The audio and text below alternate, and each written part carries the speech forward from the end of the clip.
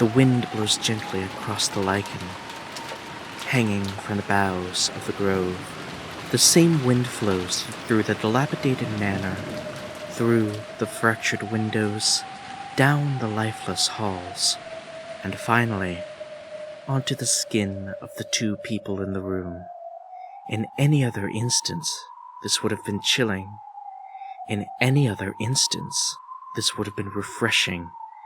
In any other instance, they would feel this wind as what it is, a gentle breeze.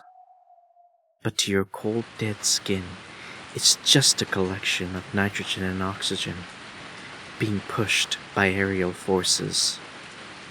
There, you see him, the man who made you into the person you are now.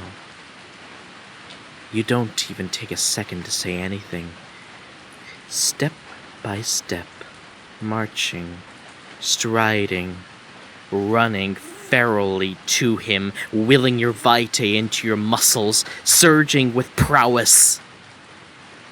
I'm gonna need you to make me a roll. Dex and Brawl, please.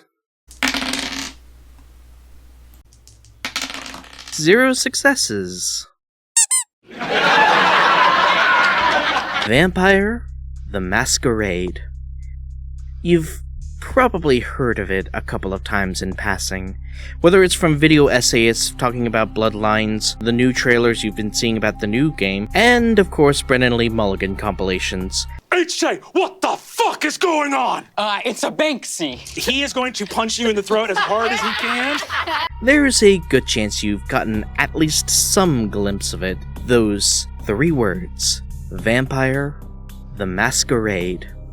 To give a brief introduction to the concept, Vampire the Masquerade is a tabletop role-playing game created in 1991 by White Wolf Publishing, now owned by Paradox Interactive. Using the storyteller system, it's set in the modern day with a gothic punk focus as you and your friends try to survive in a world with vampires about. And not only is it good, but it's also incredibly flexible. Play as a freshly embraced Toreador trying to find out who your sire is. Play as a Lasombra shovelhead failing your way upwards to a Camarilla primogen. Play as an acolyte of the Tremere chantry forced to meddle with the local Fae population. Play as the newly elected Anarch Baron as Savat Pack try to raid your free states.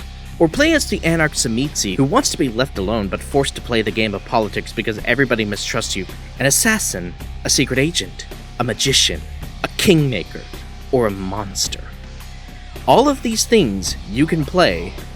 The game provides multiple ways of playing, provides many rabbit holes to fall down, and not even just a vampire one. World of Darkness is a vast and deep world for you to pick and choose from. But for now, let me introduce you to the Masquerade.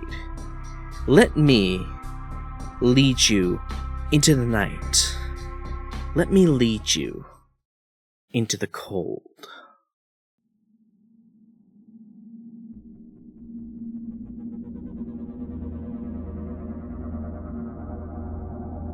Whether you know it or not, anytime you play a game, you always ask a question.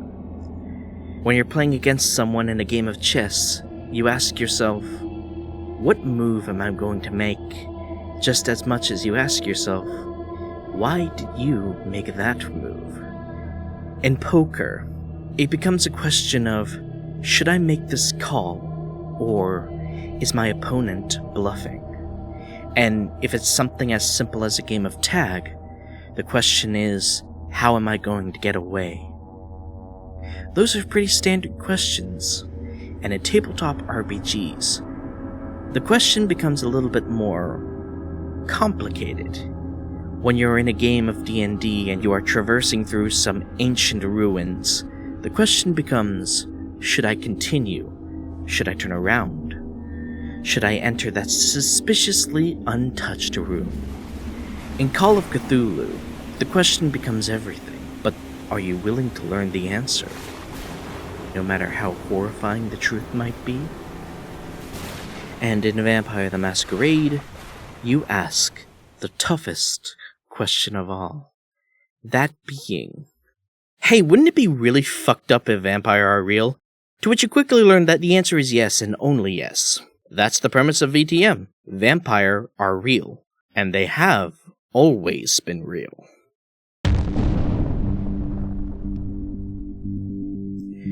Although, they aren't what you think they are. They're not the coffin dwellers in the spooky old mansion, although there might be some of those. They are that smiling man next to that politician.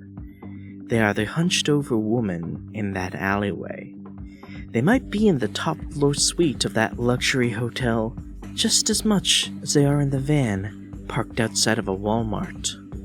The supermodel, the Twitter account, that raven that's been following you for just a little too long.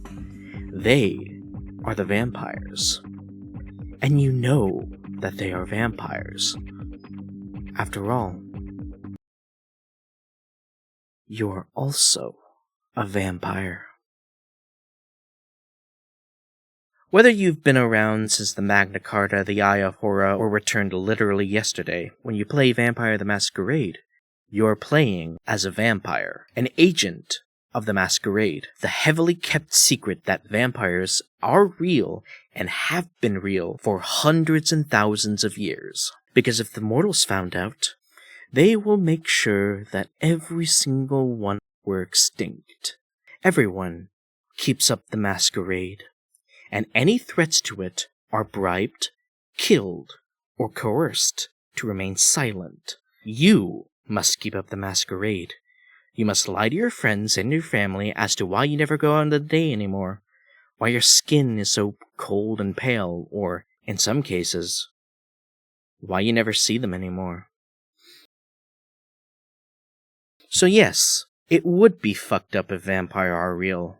Unfortunately, as it always seems to be the case, it would seem that getting the answer to the question only leads to more questions. How fucked up are you now that you are a vampire? Will you become more monstrous, or will you try to cling on to your humanity? Can you cling on to your humanity since Lick's older and more cunning and ruthless than you are willing to make that as hard as possible? What do you need to do to get yourself out of the mess you are in? Oh hey, the prince is asking you to do something. First of all, why me? Second of all, who are these dudes? For God's sake, how many ghouls does a primogen fucking need? Hey LaCroix, me and my Tzimisce boyfriend are going to tie you to the top of your own fucking building and burn the sarcophagus. I am the Sword of Cain. The point I'm trying to make is that Vampire the Masquerade is a game about social maneuvering, investigation, and politics. Lots and lots of politics, which may be a turn-off for some people, but let's be real. Being a vampire is inherently political. You're literally a blood-sucking, undead monster, and depending on which clan you will have the fortune or misfortune of becoming, your introduction to the undead lifestyle would be welcome to the Camarilla or kill on sight. And if the Second Inquisition is involved, all clans are considered kill on sight. You can try to avoid the game of politics, but the game of politics doesn't avoid you. If anything, it does its best to make sure your life is fundamentally worse. It's best to just, at least, begrudgingly get involved. It may suck and force you to do things you don't want to do, but hey, that's the price you pay for being a vampire.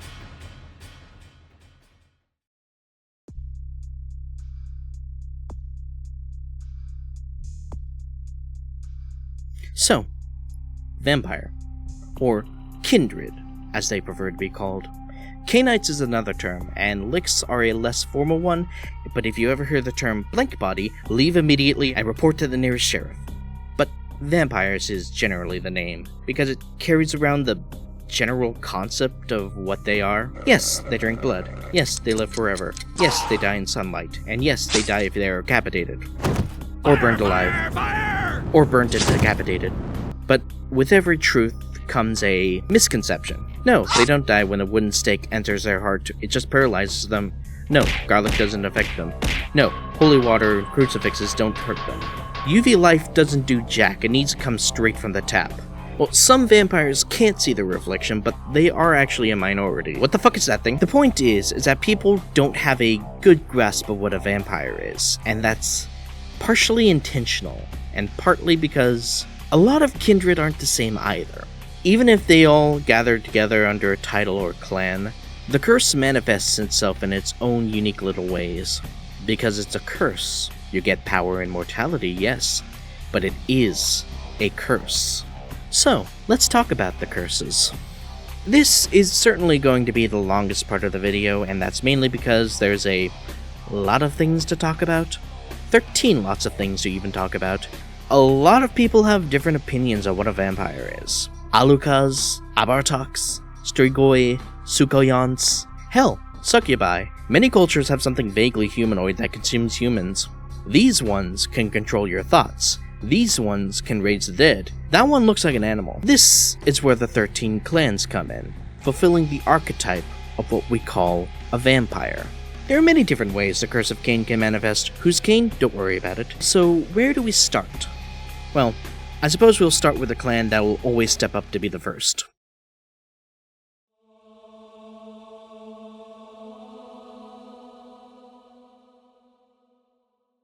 When you think of a vampire, do you think of ancient aristocrats, heralds of wealth and power, the dominant and controlling force that demands you bow when you enter the room, the worst of all tyrants who refuse to die, the divine right of kings immortalized by an unholy curse? If so, then you are thinking of Clan Ventrue, the clan of kings, blue bloods, monarchs, tyrants, the fucking stick up the ass. Clan Ventrue are the vampires that are the arrogant assholes who are controlling everything because they believe that they should, because of course they do. If there's a coterie of vampires that have a Ventrue within it, there's a good chance that the Ventrue is the designated leader of the group. Perhaps in some instances, it is justified. Typically when there is a problem, it's the Ventrue that will step up to deal with it.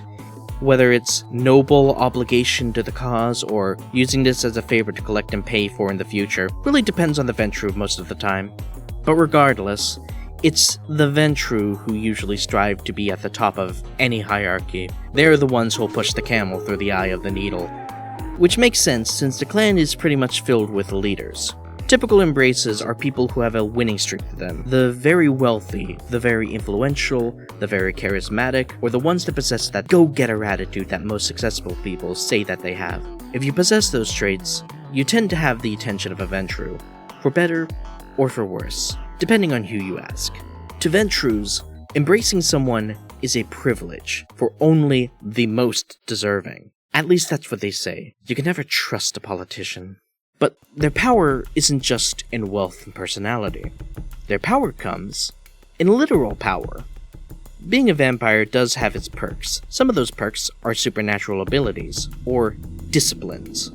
The disciplines of the Ventrue include Dominate, the ability to sway the minds and opinions and memories of anyone. Turns out, literally being able to brainwash people makes it easier to turn a fuck no to a fuck yes. But domination isn't the only tool. Presence lets you control people through more subtler means. Sway the conversation to your direction, keep all eyes on you, and make others value your words above others. But if you can't sway them with either one though, at least you have Fortitude. Strengthen your body to take the blows. Strengthen your mind to resist coercion. Strengthen your power to make that your house of cards crumbles not. Now it makes sense why they are the ones in charge, huh? But while they do have the powers they have, this is still a curse. Ventrue are the ones that lead a certain group of people, make the rules for them to follow, but the Ventrue have their own rules to follow. Blood requirements. Most vampires can drink from anyone. It's really the blood that's the most important part. For Ventrues, however, where the blood comes from is the deal breaker. They can't just drink blood from anyone. It has to come from a certain type of person. People from this city, people from a certain social class, or people who have a specific job. This can be anything really, as long as it restricts your feeding potential. Personally, I feel like Clan Banes have the best potential to build an amazing character. Let's say your Ventrue is extremely loyal to your own family, and you want to bring your family to success. A noble desire. So what if you can only drink blood from members of your own family, the people you claim you want to protect? How does your vampire reconcile with that fact? Let's say your Ventrue wants to languish in power and luxury, someone with a rarefied taste. If so, congratulations, you can now only feed off of blonde gay virgin twins between the age of 18 and 21. A specific type of person that is rarer to find, so keeping your forced diet is very hard now. How far are you willing to go to keep your feeding stocks full? But let's make this a little more interesting. Let's say your Ventrue is the leader of a communist social group, and you can only feed off of members that subscribe to a very specific school of communism. Now, you have issues trying to keep your followers together from fracturing from ideological infighting while also keeping a small group of fanatics to feed off of. Blood requirements have the best potential to get your character into unique situations, and how they reconcile and overcome those issues could lead to loads of character depth.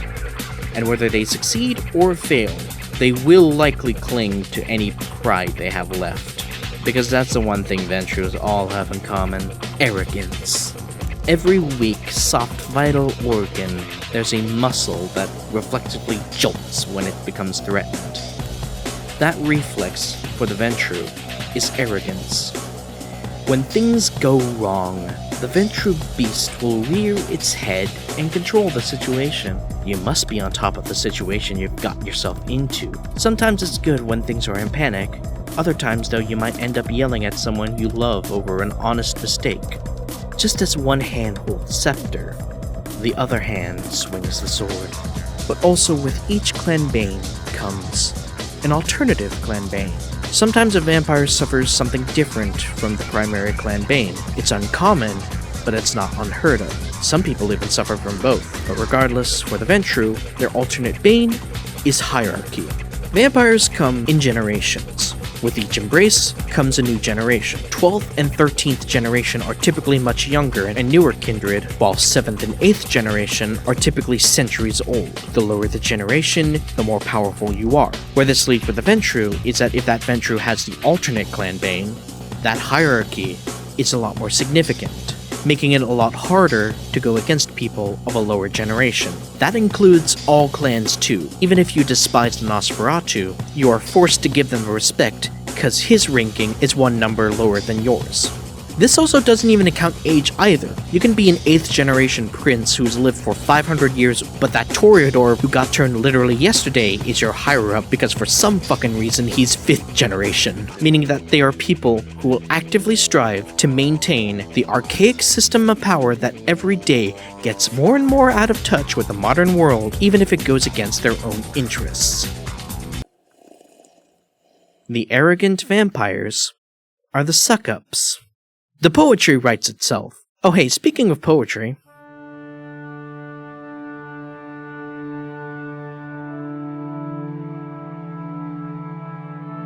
when you think of a vampire, do you think of a beautiful woman? Do you think of someone whose stunning looks captivates you and steal away your focus? Someone who smiles at you, laughs at your jokes, and leads you into a room with a bed. And just as she leans for the kiss, the succubus drains the life out of you. If you think that, then you must be thinking of Clan Toreador. The artists, the divas, the hedonists. The clan of bad bitches you pulled by being autistic. Listen. I'm one to admit that Clan Toreador is a clan for, a specific kind of person.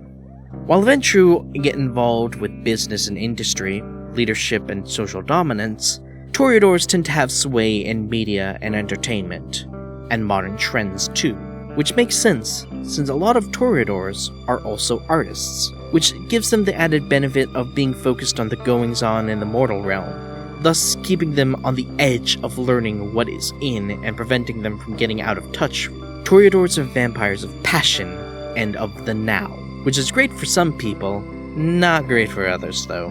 Toreadors have this habit of finding someone that they like, embracing them, and just keeping them around a while because they like them, and then just drop them when they become boring. Which sucks. And it also doesn't help that Toreadors tend to embrace artists and socialites, and the process of becoming a vampire is, well, inherently traumatic, because you literally die. You might end up losing the spark that made you burn bright.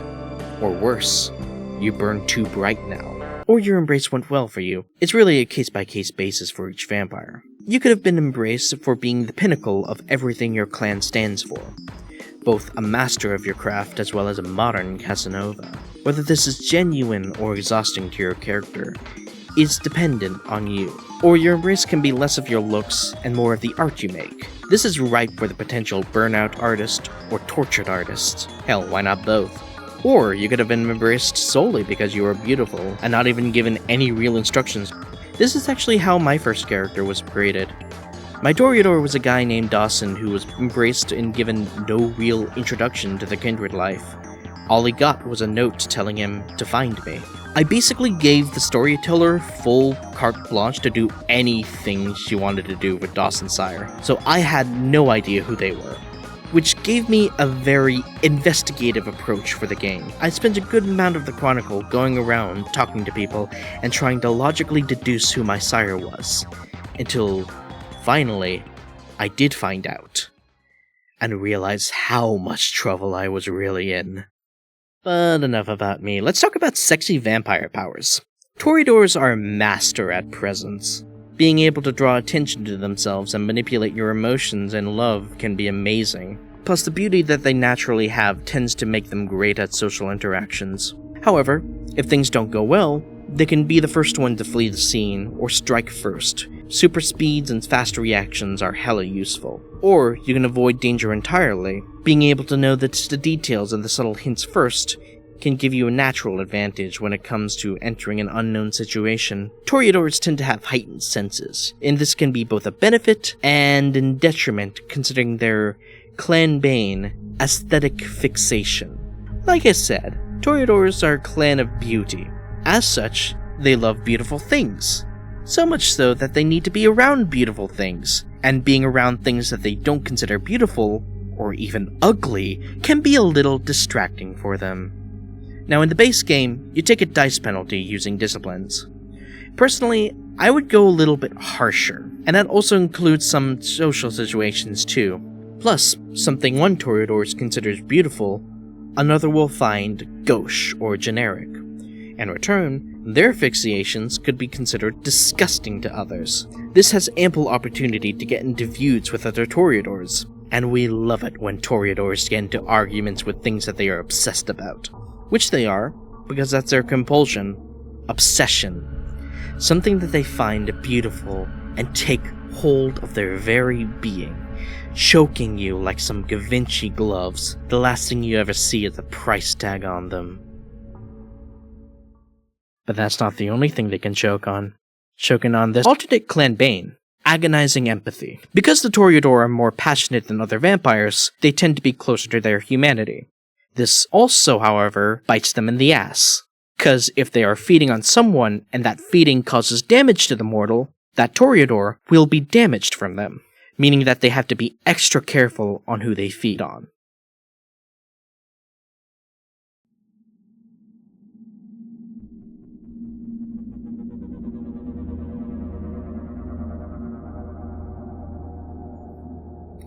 Alright, here's the thing.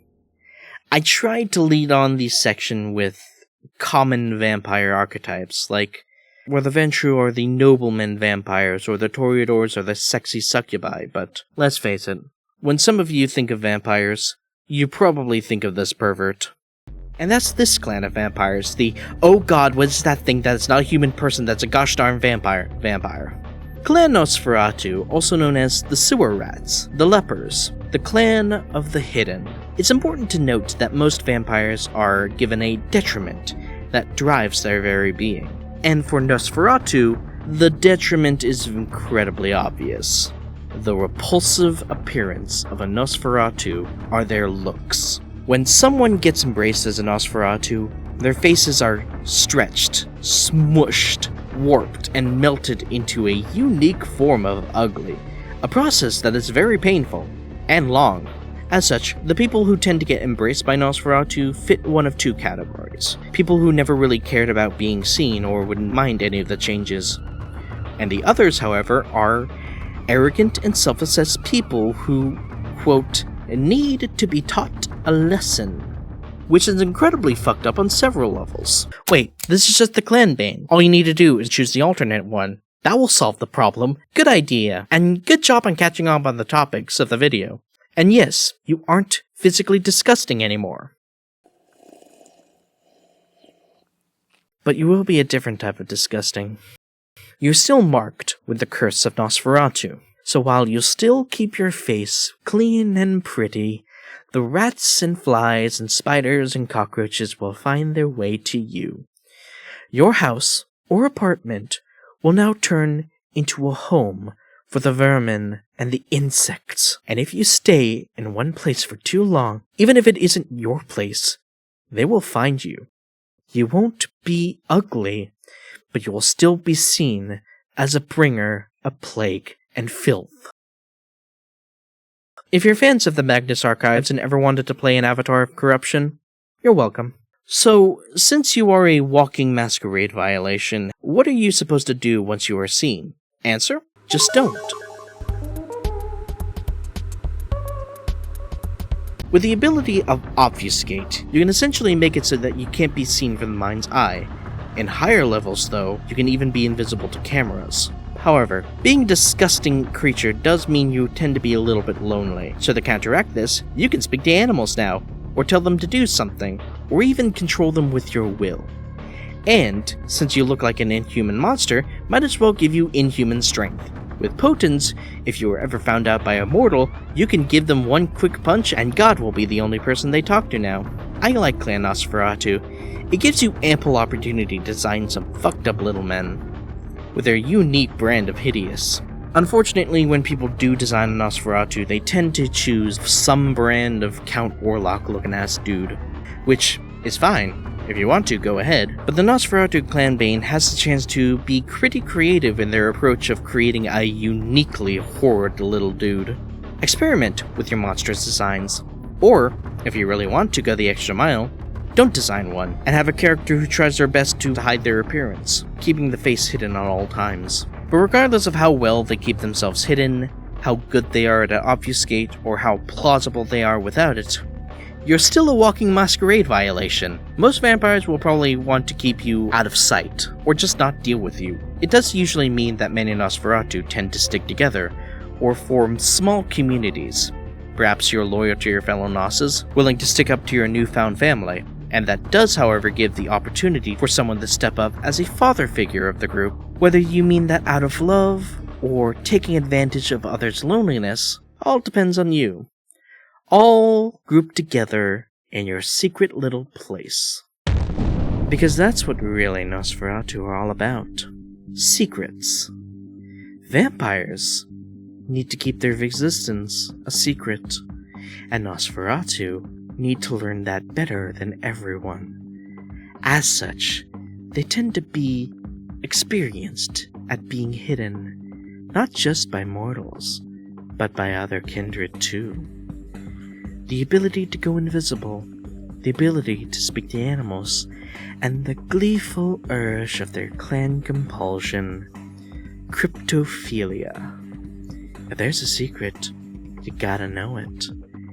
With a compulsion like that, and the abilities that they have, Nosferatu are secret keepers, gossip mongers, bidders and traders of forbidden knowledge.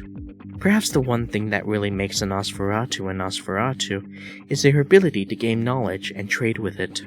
Sometimes learning a secret is the difference between getting a boon or leaving with your head still attached.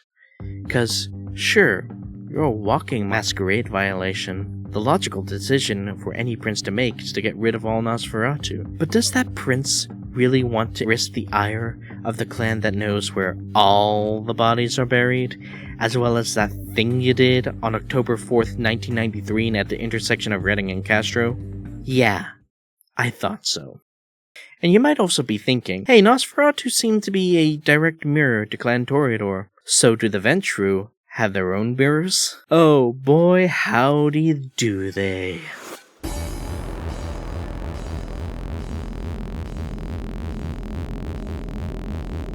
When you think of a vampire, do you think of super speed? an ability to cross through battlefields in a blink of an eye? Do you also think of super strength, able to tear a man in two and drain the blood out of him in seconds? Do you think of a person who radiates fear and terror, a bloodthirsty monster that knows only anger and hunger? A lion to you, the mouse. If that's what you think, then you are thinking of Clan Brujah, the Prometheans, the Rebels, the Helens, the Learned Clan? I mean, yeah, sure, learn to fucking chop a head off. Clan Brujah are an interesting bunch. They are the perfect paradox of ancient Greek philosophical debates and JoJo's ass duels. Like I was talking about, while the Ventrue are the vampires that tend to lead and control the situation, provide practiced smiles and rehearsed talking points, invoking nobility and chivalry and long history of dynastical justifications, a Brujah will beat you to death with hammers. They usually tend to embrace rebels and people who have that spark of rage that others would want to burn brighter. They can be inspiring leaders or just a pain in the ass. A Brujah can be fun to play, especially since it's the more combat-oriented of the vampires. With Potence, you can punch good. With Celerity, you can punch fast. Or you can go the route of strike fear into the hearts of bootlickers.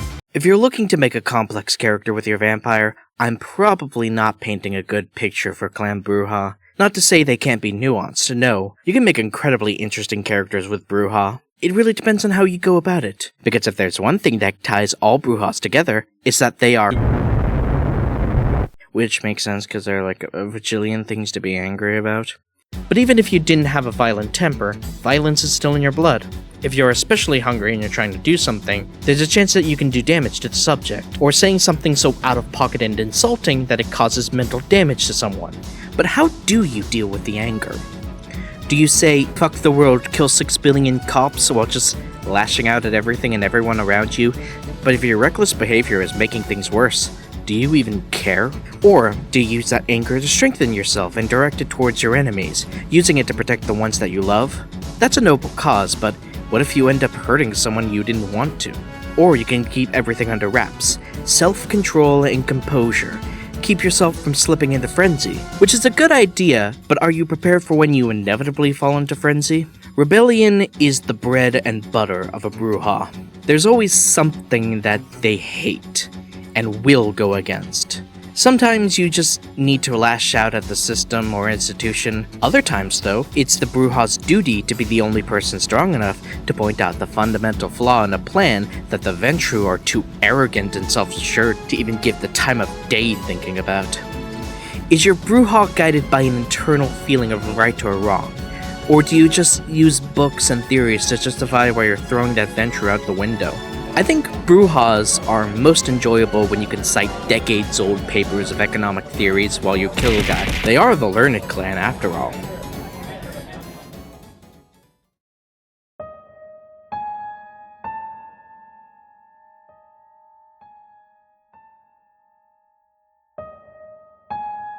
When you think of a vampire, do you think Clan Tremere are wizards? That's all I need to say about the matter. Clan Tremere are wizards. Alright. I'll talk about them a bit more. So, what is Clan Tremere? Also known as the Usurpers, the Warlocks, or more recently and ironically, the Broken Clan. It's great and all, but you may look at them and see your standard dominated aspects, but you also see blood sorcery and a whole list of rituals that come with it. What's up with that? Well, for starters, I think I need to give you a history lesson. So, Clan Tremere originally wasn't a clan of vampires. They were wizards. Oh, yeah, wizards are real in World of Darkness. They're called mages, but that's a whole nother rabbit hole. Anyway, House Tremere, led by Tremere, was a house of noble mages who loved to do magic. Able to do a whole ton of magic since they were immortal. However, there was a consensus shift. and suddenly the magic that they used to remain immortal started to wane. Panicked, House Tremere tried to find out a way of keeping their immortality. One guy by the name of Goratrix had the genius idea of kidnapping some vampires and made a ritual to turn all of them into vampires, which they did, and all it costed them was their ability to do magic. Now the only thing they can do is practice sorcery. You may think that's it, but no. You see, there's another issue Clan Tremere had to deal with, because basically since they magicked their way into vampirism and went, "Hey guys, we're your new friends," basically the new kids of the block trying to be cool. So, in order to establish themselves as a full clan, they needed to diablerize an antediluvian. What's an antediluvian? Alright, I think this is actually a good time to talk about it.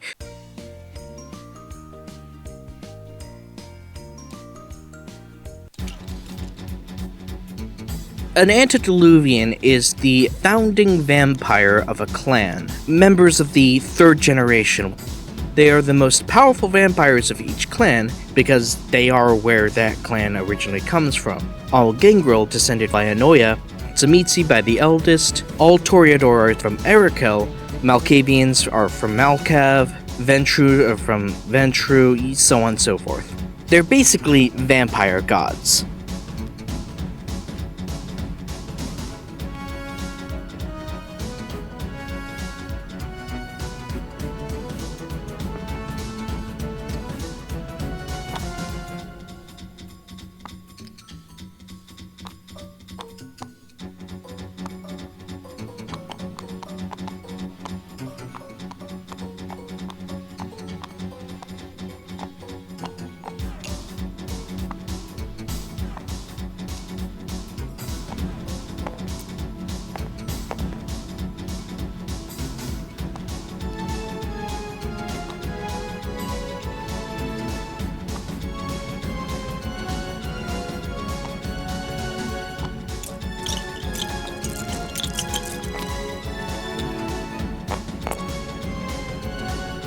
There are a total of 13 antediluvians. So, they had a wide variety to choose from, such as the demonic Tzimisce Eldest, or the manipulative Corruptor Set, or maybe even the scholarly Cappadocius. What? No, alright, I know that sounds bad. Beloved Saulot, the Salubri hugs and kisses and everything is good? Antediluvian Saulot? Hello? They wanted to join the exclusive vampire club by eating one of the many evil vampire gods, and they choose to eat the one good one.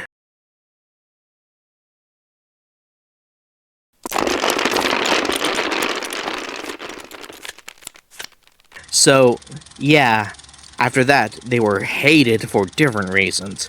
Not only were they fakers who tried their best to seem cool, but they also ultra-murdered the vampire Jesus. On the bright side, after the diablerie of Saulot, the two entered a JoJo's-ass soul war which turned their body into a giant worm. So I guess good things do happen in this world. Everyone hated Clan Tremere, but unfortunately, they were powerful and gifted magicians. So, eventually, they had to be accepted into the fold. Everyone still distrusts them, and they basically hunted the Salubri into near extinction, but politics wins in the end. And if there's one thing that Clan Tremere does excel at, it's control. While most clans tend to worry about people stabbing them in the back, for Clan Tremere, when you are embraced, you are bloodbound to your sire, and your sire is bloodbound to their sire, all the way up to the top. So in other words, yes, the one good thing about Clan Tremere is that they are literally a pyramid scheme. But hey, they're controlled and secured. This does make things easier for them as a whole, rather than embracing people for political reasons or selfish reasons. Clan Tremere embraced people who they think best help the clan as a whole. Need a scholar to study blood magic? That guy's good. Need an administrator to help organize things? She'll fulfill that role. Need an architect to build secure chantry houses? That guy over there will do just fine. All of the embraced feel a role into the betterment of the pyramid, and as long as nothing happens to the leadership, everything remains well for Clan Tremere.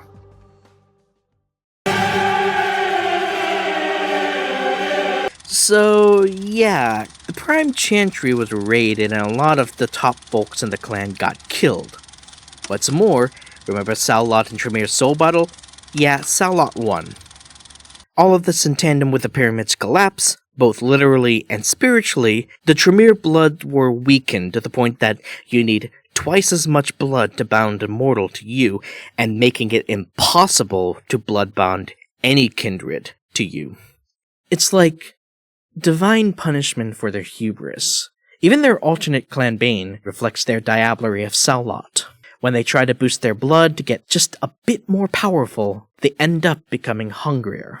So, now that you're free from the grasp, are you going to take this new freedom to heart and now do things that were once forbidden to you? Or are you perhaps someone who wants to rebuild the Tremere Pyramid?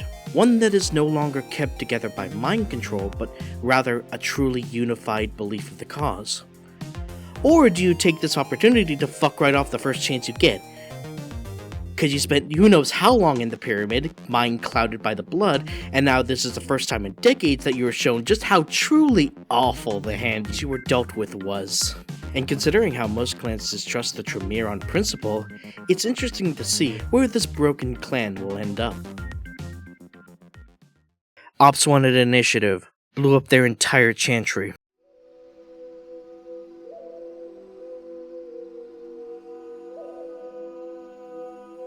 When you think of a vampire, do you think of a monster? Something that looks vaguely human enough to call a person if you ignore the teeth. Do you think of the turning of the heads in the forest, the shadow that just passed, or the call of an animal you haven't heard of before? Do you think of an apex predator? Something that reminds us that we are flesh and blood that can easily be devoured. If so, you are thinking of Clan Gangrel. The wolf said, the outlaws, the clan of the beast. Clan Gangrel is perhaps the only clan of vampires that have consistently looked at the state of politics and said, fuck that, I'm living in the woods, which honestly is the best possible move you can make. The thing that separates Clan Gangrel from other vampires is that they have more of a connection to their beast, the vampiric spirit that drives you to consume and control. There are actually another unique things about Clan Gangrel that a lot of people tend to forget about it, and that's who they embrace. Clan Gangrel embraces, well, whoever the fuck they want. If you're being drained by a Gangrel, and you fight back, there's a good chance that that Gangrel will respect that and turn you into a Gangrel then. So really, anyone can become a Gangrel. Venture capitalist? Get Gangreled. Housewife? Get Gangreled. Studying to become a botanist? That Gangrel has a different idea. The sheriff is interrogating you for possible Anarch connections as if you didn't Gangrel an Applebee's hostess 2 miles away. For other clans, you have to argue why you are embraced, if you don't fit the standard archetypes. For Gangrels, though, you could literally be whatever you want, and you just got gangreled one day. It can be anything, but people tend to go for the murder hobo or struggling survivalist for their gangrel. Inhuman monster who wants to feed off of strangers who strayed too far from the path, which is fine to pick, but you can also be, you know, just some guy who was in the wrong place in the wrong time. Or even better, someone who was supposed to be embraced by another clan. Imagine you were a ghoul trying to enter the Tremere Pyramid, only to get gangrel behind the combination Pizza Hut and Taco Bell. And that's great, because gangrels can be powerhouses too. Fortitude lets them take a punch and resist control of mind powers, so you're both unbreakable and untamable. Animalism also gives you the ability to lead a pack of wolves with you and tear apart your enemies or deal with any animals the Nosferatu could use to spy on your coterie. Another thing that gangrels have is protean, which can basically let them do weird shit to your body, like grow claws and change your eyes to make you more threatening. It fucking rules. Gangrels are powerhouses, both in the Power's house and the Character's house. However, they tend to be simplified as animalistic beast people, which is not entirely unfounded. Their clan bane causes them to have bestial features whenever they enter a frenzy that can last more than a few days afterwards. But they also tend to have some feral impulses whenever their clan compulsion arises, causing them to act more like the predator that they are. And for their alternate bane, they have heightened survival skills. When near fire or sunlight, they are most likely to enter a fear frenzy, acting more like a beast that fears for its life. In fact, you're probably putting all of the pieces together and you're thinking, hang on, they're animalistic people who go out in the night in forests that kill random people and turn some of them into themselves with one bite. Are gangrels werewolves? Wrong! Okay, well, not entirely wrong. A lot of the gangrel archetypes is less the vampire, more of the typical modern werewolf, but they are not werewolves. Werewolves are a different thing in World of Darkness. But so far, I think I've talked about the 6 main clans of the group, the Camarilla, so to speak. I just realized I never explained what the Camarilla is.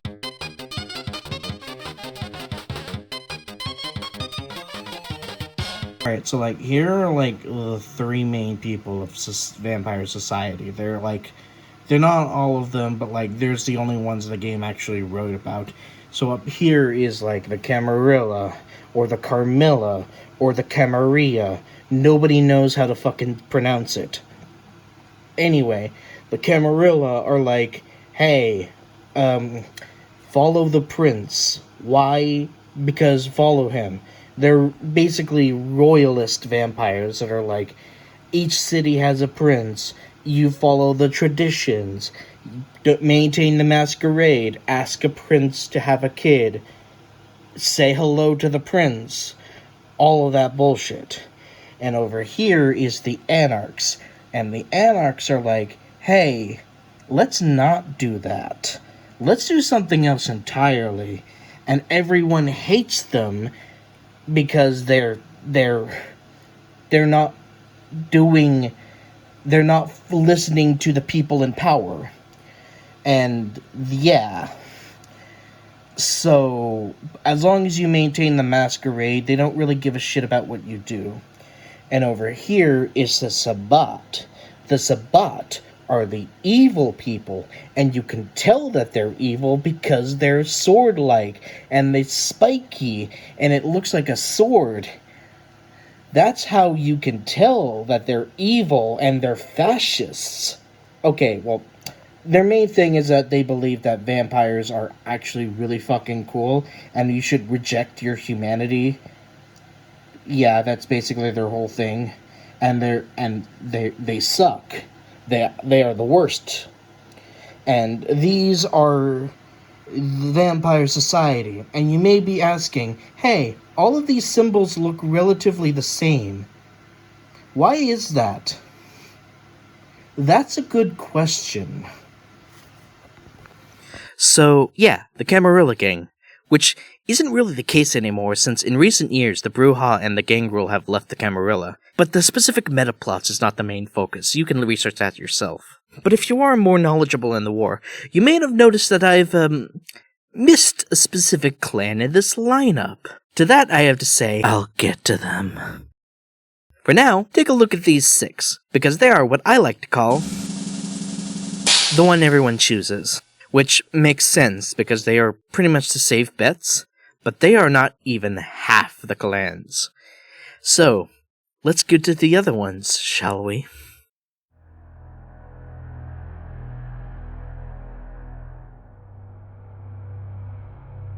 When you think of a vampire, do you think of shadows?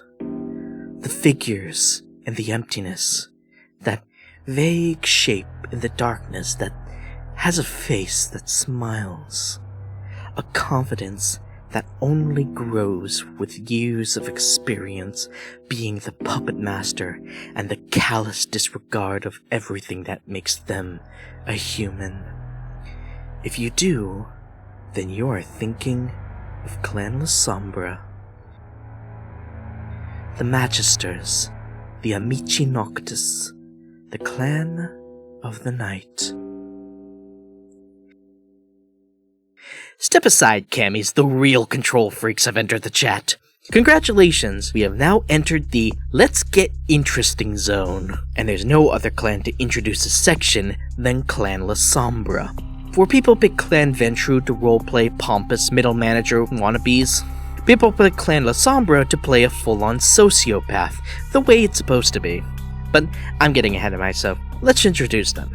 Clan Lasombra are the vampires that have a constant strive within them, a hunger for power and control. While the Ventrue will take center stage and do a grandstanding motivational speech in front of everyone, the Lasombra are in the backstage, whispering to the stagehands. Their control is a lot more subtle. As opposed to business and industry, although they might have a hand in there, they tend to focus more on the less obvious one. Countercultural subgroups or religious institutions, or even the shipping of said industries. Because they take the deliberately subtle approach, they tend to end up amassing large amounts of power, even if you don't see it. Clan Lasombra are a rarer kind of vampire, and that's mainly intentional. As I stated before, certain types of vampires pick people to represent that clan. While Clan Gangrel are a little more laissez-faire of the approach, the Lasombra vetting process is a lot more specific. 3 steps. Step 1. The Lasombra will find a person who's ambitious and cunning, more particularly those who are at the side of leadership and will let others take credit for their work. Once the Lasombra has a target, they move on to step 2. Ruin their life. Take away opportunities, make them work harder than before, stage a car accident killing their friends. Or family. Or friends and family. Fabricate evidence of illegal activity. Do whatever it takes to bring them to rock bottom. Step 3. When you've finally broken them down, and they are still as ruthless and ambitious as before, maybe, just maybe, they are good enough for the embrace. So, yeah, this is the clan of true sickos. After all of the pain and suffering, all the death and demise, all these horrible things, you might ask, how can they look themselves in the mirror after this?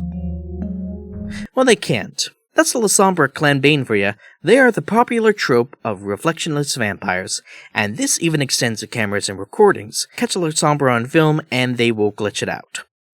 Now, some of you may think that's letting them off easy. Oh, whoop-de-doo, you can't see your reflection. Then you actually play a Lasombra and realize how difficult it is. Need to do your hair and makeup? Good luck doing that if you can't see yourself. Need to make a phone call? Even if you can pick it up, others might not even hear you. Say goodbye to driving because other drivers will realize something is up if they look at you in the mirror. Good luck entering a building with an automatic door. But there's also just the fact that you can't see yourself anymore. And over time, you'll forget the person that you used to be faster than before. That's gotta be mentally taxing. How do you deal with it?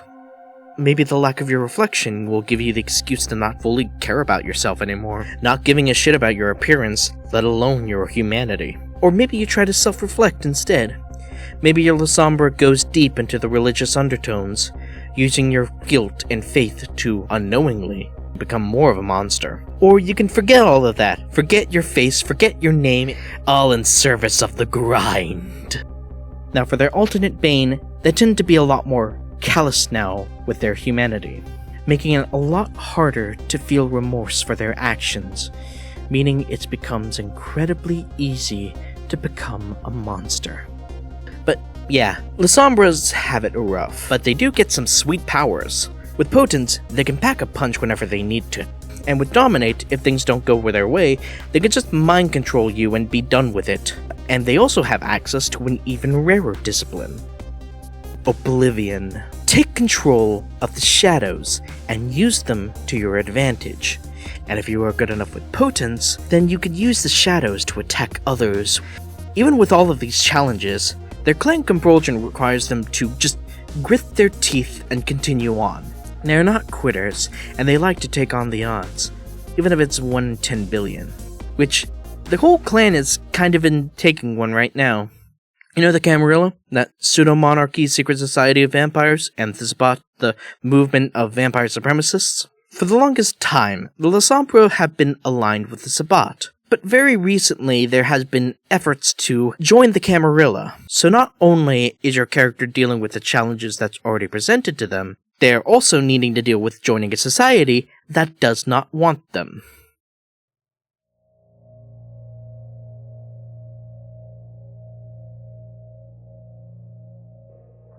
When you think of a vampire, do you think of coffins? The final resting place of things that are supposed to be dead. One of them opens up. A corpse, or what should be a corpse, rises. A face, one that looks more dead than alive, stares at you and smiles. And all you remember after that is the pain of dying. If you think that, then you are thinking of Clan Hecata, the Lazarines, the Necromancers, the family, the United Clan of Death. Alright, so we've talked about aristocrats and succubi, sewer rats and anarchists, werewolves, blood wizards, and shadow wizards, but now we must talk about the most horrifying thing of all. Italians. Time for another history lesson. So, you know how Clan Tremere was all one clan that became a new clan? That actually happens twice. There's this guy, Cappadocius. He was a man obsessed with death. He studied death, examined death, and when he got embraced, became death, or dead, and studied it even more, and later on, discovering necromancy and how to use it. Cappadocius didn't really embrace many people, but those that it did, oh, they were fucking wackos. One of them was a man by the name of Augustus Giovanni, the patriarch of a family of necromancers. Uncle Augie wasn't content with being a fourth generation and having the mentorship of a fucking antediluvian. He wanted more. So he diablerized Cappadocius and became the head of the new clan, La Familia Giovanni. Still focusing on the study of death, but more on the success of the family too. That's right, baby, we're talking about vampire mafia. This is how things were for most of the modern knights. Doing crime, studying necromancy, and hunting down the remaining Cappadocians, all maintaining the pure bloodline of Italian leather. Everything was going great. This is where you'd notice the key word, was.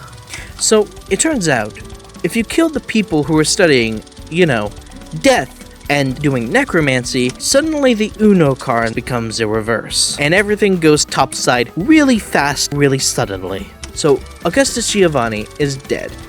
At least we think he is. And now the clan is in shambles. So what do? Get together, of course, and organize a new clan structure. Duh. And this is how they are now. Clan Hecata, combining the Giovanni family and the remaining Cappadocians, as well as all of the bloodlines and families, united into one clan. What we now have is a single, yet incredibly diverse group of vampires. So the recap, we went from a clan of death-obsessed pretty boys to a clan of death-obsessed pretty boys, before finally settling down on a clan of death-obsessed pretty boys. This time, though, you got a wide range of genders, though. Now, this is where I talk about being a mafia guy, or a death guy, or a begrudging worker, or both, but honestly, the diversity of Clan Hecata already allows for interesting dudes on its own right. The standard tends to have Auspex, See Through the Veil, Fortitude, Not Die, ironically, and Oblivion. Something to note, though, in older editions, they and Clan Lasombra had their own disciplines. The Lasombra had Obtenebration, while the Giovanni had Necromancy. However, in the newest versions, both of them are combined. Personally, I really like this, because it makes sense.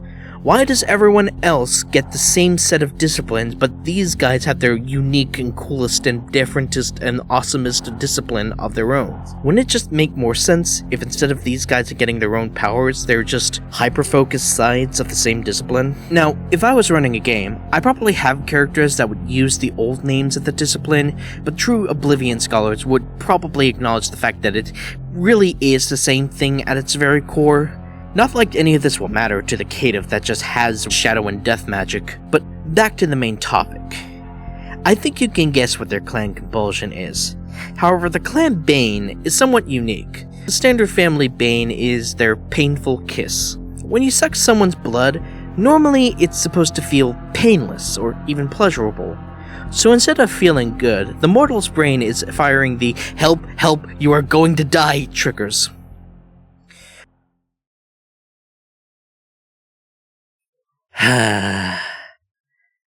Here's the thing. Vampire the Masquerade was originally written in 1991, and even back then it was subversive and embraced the weirder folk, the goths and the gays and all that. Unfortunately though, it's still a product made in the 90s, and with the 90s comes, things that have not aged well, so to speak. Since we are now entering these guys, or what I like to call them, the problematic favorites. Like, I'm talking about things that go from, not so tasteful depictions of sensitive topics to just being straight up racist. It sucks. It really does. But it was the 90s. With each edition comes changes, and changes that have occurred over time and after some consideration and introspection. So, if you are going to play these vampires, just know that there is a bit of history attached to them and how they were depicted previously. Some of them aren't canon anymore, but they used to be there. Don't take my warnings as condemnation. I just want you to acknowledge the mistakes of the past and have fun in the present. For now, I suppose it's time we start talking about some of the problematic favorites. For example,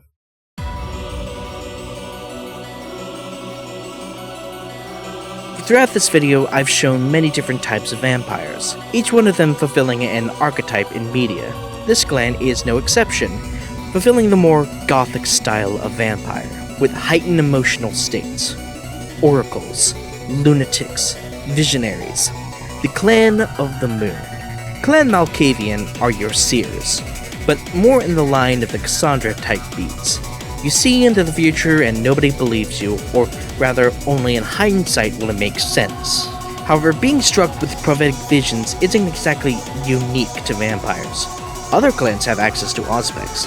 What separates Malkavians is that while these clans can take a peek behind the veil and see what is to come, Malkavians have the curtains blown open and full in view and they're strapped down and forced to see a Clockwork Orange style, which leads to their clan bane, fractured perspective. Like how the Toreador have something they find beautiful and the Ventrue has an appetite, Malkavians have a mental infliction that they suffer from. It can be generalized depression, full-on god complex, or manageable anxiety. It's up to you where your Renfield falls in the Therese Jeanette spectrum. Now, even as 2 seconds of thought will lead to, this can either go really good in the character creation department, or really bad for everyone at the table, yourself included. Like, it's fun to want to play a crazy person with a gimmick that is their entire personality. However, it can also lead to the creation of characters that are just straight-up gross depictions of things that people struggle with in real life. That being said, there is a way to play a Malkavian that doesn't revolve around mental inflictions. Remember how it said that Malkavians have this Cassandra-esque characters? In universe, Malkavians are powerful in the Auspex discipline, which has the ability to see into the future. My personal headcanon is that Malkavians, when they are embraced, their minds are permanently open to the endless possibilities of the future. And since something like that would be incredibly stressful, the brain needs to default to a state of mind that will help you comprehend the information overload. So rather than the embrace making you insane, your brain is just doing its best trying to keep you sane. Even if you don't suffer an affliction, their vampiric powers will manifest in a way that'll scare most mortals, and just talking to them can be weird. Then there's also the cobweb and how all Malkavians are psychically linked to one another and can communicate through vast distances, but that's something you'll have to research for yourself. I'm permanently banned from ever playing a Malkavian, and that's a ban I myself agree with. The world is a better place because I'm not allowed to play a Malkavian.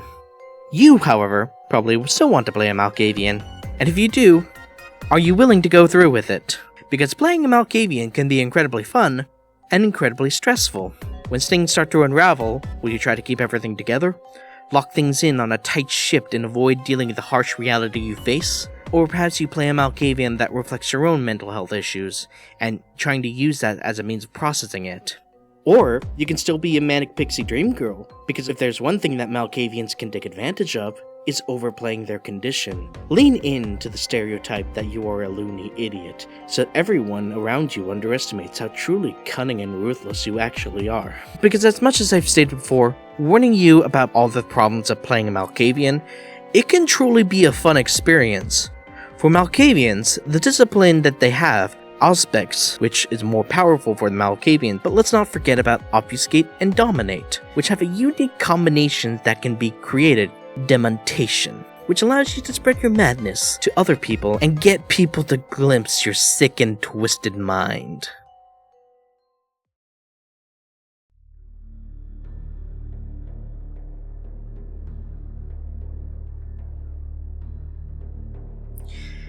Vampires are things that are dead, and yet they are not. That is a corruption of life and death. So, when you think of a vampire, you should think of corruption.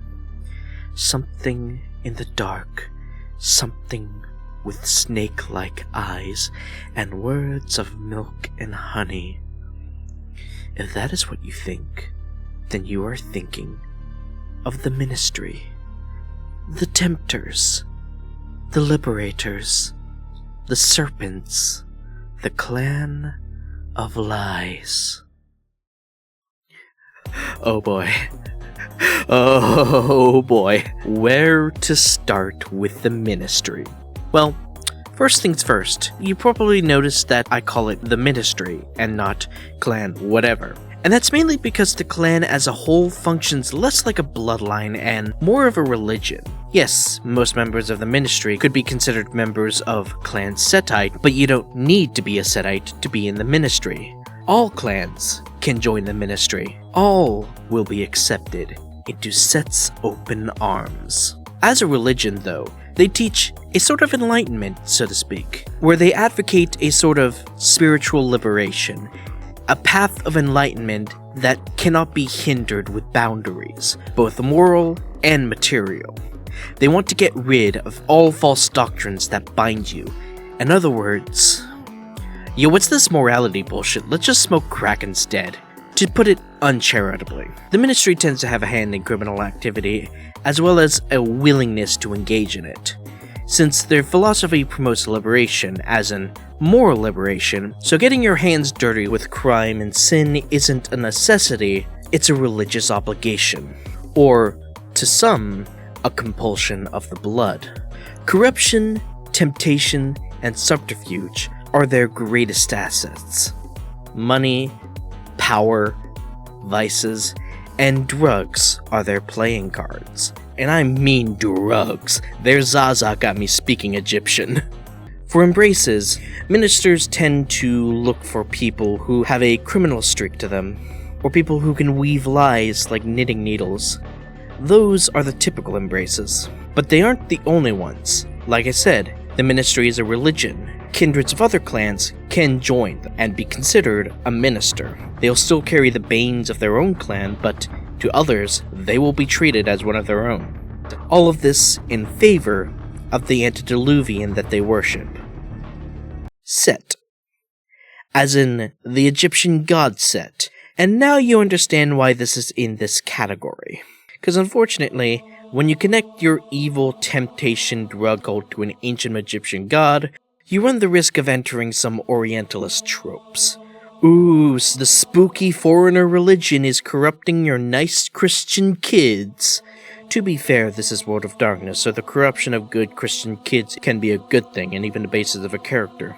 But you still understand how this can lead to some awful depictions. In fact, in Universe, there's sort of a rebranding effort going on. Originally, they were called the Followers of Set, or Setites, as I mentioned before. However, to appear more cosmopolitan and adapting to each culture's idea of liberation, they went for a more broad umbrella title like the Ministry. In some places, it will be Set, others it might be Loki, or Lucifer, or an even internalized spirit of freedom, assuming any of that matters to your character, who just want to commit as much fraud and subterfuge as possible. Or maybe it does matter. Maybe you are a true believer of the philosophy. Or maybe you are an interesting edge case, Because on one hand, you are a member of the clan proper, but perhaps the liberation offered wasn't the one that you specifically wanted. The formed community of members who truly strive to achieve a dark enlightenment, surrounded by people continuing to offer their charm and allure to beckon people over with sin. Then to cunningly manipulate everything around them to give the clan a better position, utilizing all of these resources to strengthen their membership and shit, it's a cult, isn't it? Alright, jag off. To be fair on the ministry's part, if you choose to leave the ministry, then they will absolutely let you leave. And they won't even try to coerce you to come back. Because they don't need to. You're a member of the clan of lies and deceit.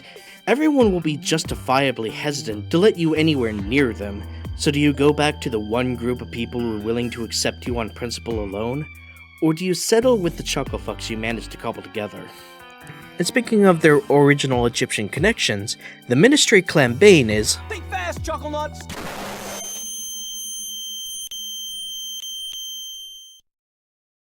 Light causes them to recoil, making social situations in well-lit areas more difficult. And sunlight is even more deadly to them.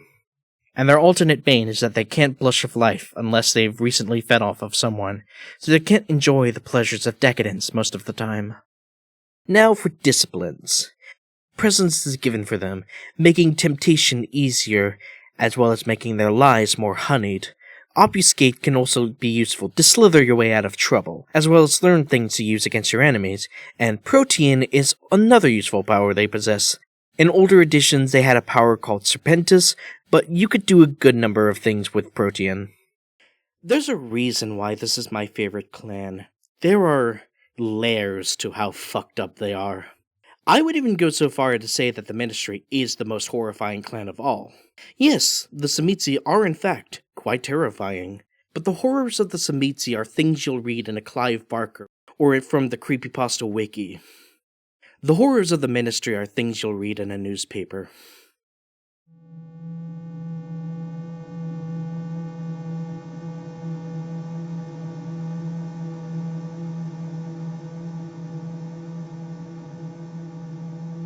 Alright, let's get this one out of the way. Out of all of the ones in the set, this one has the more egregious history to them. We're to start with Clan Ravnos.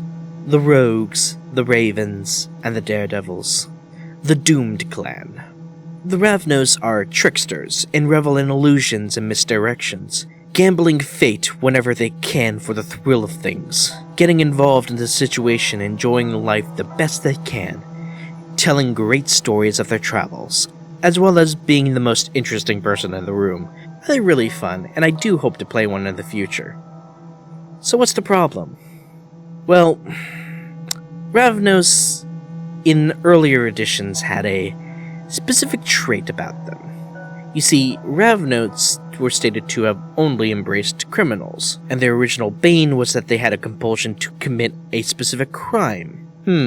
And they also had another nickname that tended to be given to them, as well as what inspired them was a word that started with G, ended with Y, and was used as a slur against the Roma, and you can tell where this is going, so I'm going to stop here. Like I said before, that's what they used to be. And while other clans got some changes to them, the Ravnos has been completely rewritten. Time for another history lesson. So, in 1991, in India, there was this war going on between the Ravnos and the Quajian. What's a Quajian? Don't worry about it. They were mass-embracing Ravnos to fight and die in this war, and it kept on going. Kept on embracing Nor Fledgling to throw at the Quajian. Everything was good until, holy shit, the Ravnos Antediluvian wakes up. Not only the mere presence of Antediluvian sends shockwaves all over the world, psychics, aspect users, and anyone with even a tangible supernatural connection start having visions and nightmares. Powerful vampires try to stop him, but they can't. He's just too powerful, and he calls all of his descendants over. And it was only up to the Technocracy. What's the Technocracy? Fucking Techno-Wizards.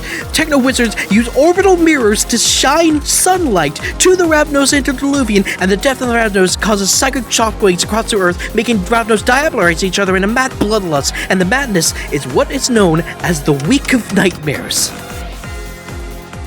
And it left the world with a smaller population of Ravnos. Now that their antediluvian is dead, they have a new clan bane, Doomed. Or more specifically, a lingering doom. A Ravnos can't stay in one area for too long, and they need to get up and leave. Well, they can remain in one city, but need to rest in different places, at least 1 mile away from the previous one. If they remain in the same place for too long, they start to burn in their sleep, much like their antediluvian did. While kindred as a whole are very political creatures that yearn to take control as much as they can, Ravnos can't really stick around for that long. Well, they can try, but they need to be extra careful. However, if you want to play a more stationary Ravnos, you can take the alternate Bane, although you will still have some issues, as your old names will be used to harm you, meaning you have to take up a new name and scrub away all remnants of your past. Ravnos are in a very unique situation, and how you play one can be incredibly different from character to character. You can be like a happy-go-lucky hippie dude pontificating on life as you go wherever the wind blows. Or maybe you still try your best tempting fate in your own unique ways. Or maybe you're just trying to remain alive, keeping alive the one thing that makes your clan unique. There aren't many Ravnos left in the world. Your clan is teetering on extinction, and not only that, there's a sense of doom that follows you wherever you go, almost at your grasp, and your own blood wants to spit at it. The Ravnos clan compulsion is tempting fate, and you need to do something dangerous to pacify it. It's something that I really like about the Ravnos, the themes of liberation and freedom. Having to wander the world as a means of escaping the shackles that will bind you. Maybe this is an excuse you need to leave everything behind. Having a community around you with people you trust, leaving behind everything of your old life and donning a new identity, and freely choosing to express yourself as opposed to conforming into a small, confining box that wants to kill you for being what you are, all while your old name will be used to harm you. Gee, I wonder what that reminds me of. But enough doom and gloom, let's talk about disciplines. Animalism is a useful tool for Ravnos, providing you a clear view of the sky with the ravens. Obfuscate and Presence are also handy for the Ravnos, because you can also combine them together to get a unique amalgam, Chimerastery, which lets you create illusions and hallucinations. I think playing a Ravnos would be a fun experience. It sucks that they have a dog-ass history, but I really like what they have become.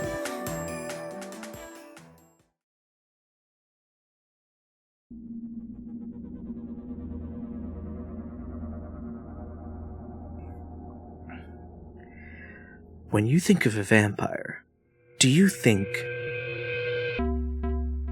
Oh, looks like you won't have time to think about it. Instead, you'll be confused, disoriented, from suddenly seeing the world on the floor. You'll feel a coldness take over, your vision darkening, and maybe a final coherent thought, with a chance to utter the single word, why?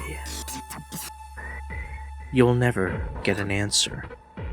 It's too late for any of that. You've been declared guilty by someone whose sense of morality you will have no chance of ever comprehending. For that is the justice of the Banu Haqim, the assassins, the lawmen, the clan of the hunt.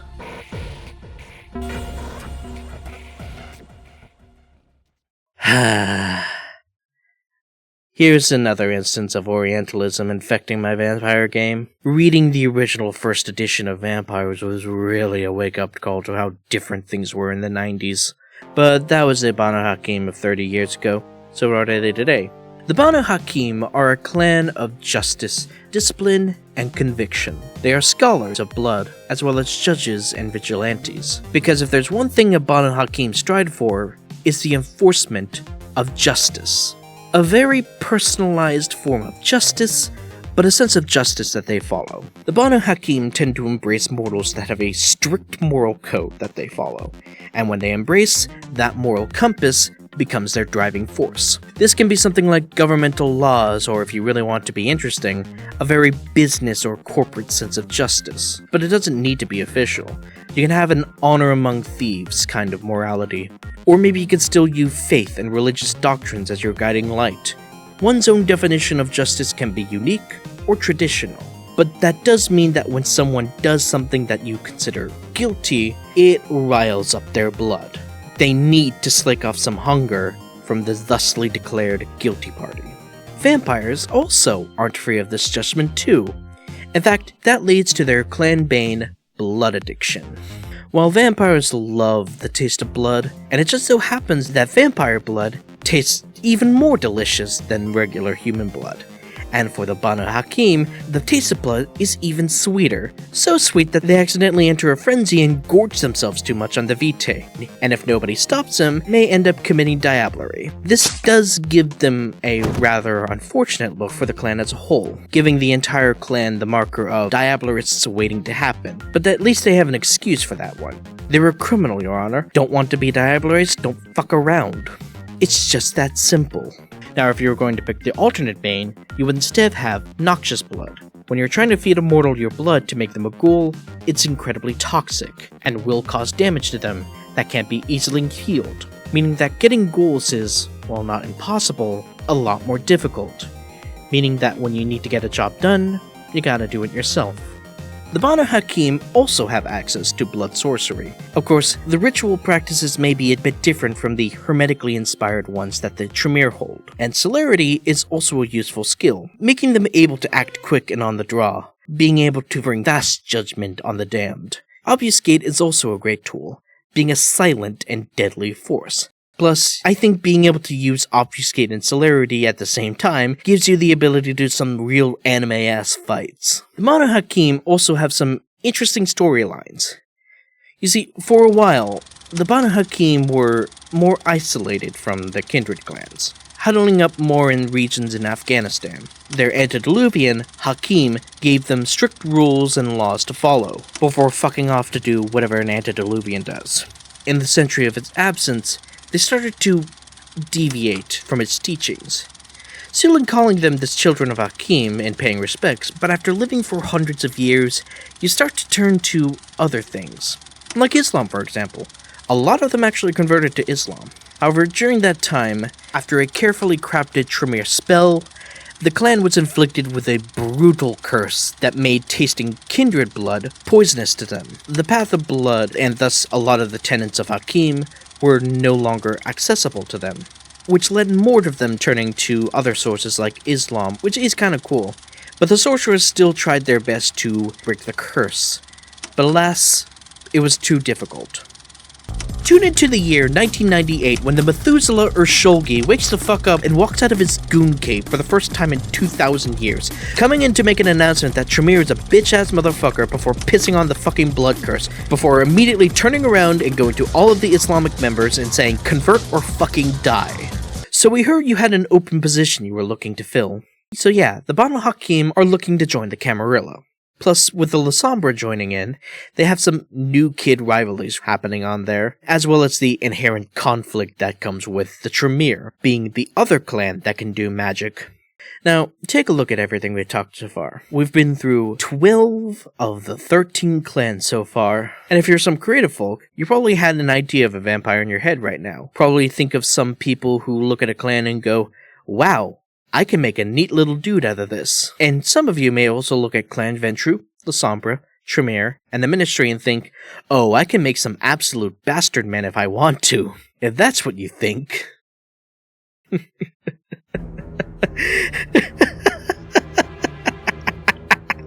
These clans are fucking baby shits.